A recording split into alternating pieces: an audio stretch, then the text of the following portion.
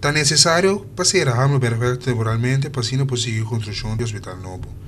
No momento aqui já acaba tratando de terreno pegar com o Hammelbergweg para trás de Colón.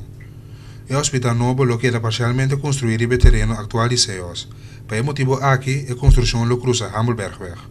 A ruta alternativa de mais essencial para o público está o seguinte. Tráfego motorizado não pode entrar mais de Hammelbergweg fora de sua entrada na Rodeweg.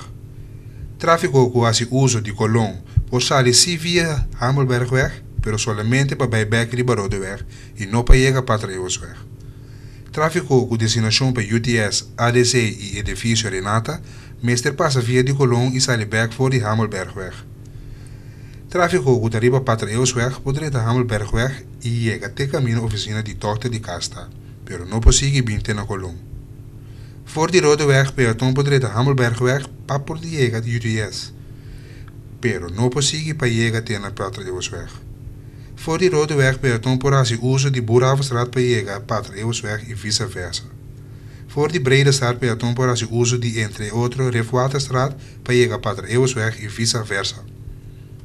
Bus não tinha para buscar passageiros na 3 paradas na bus riba Rodeweg. Bus não tinha seguir dentro da brede straat of lora bij back riba Rodeweg.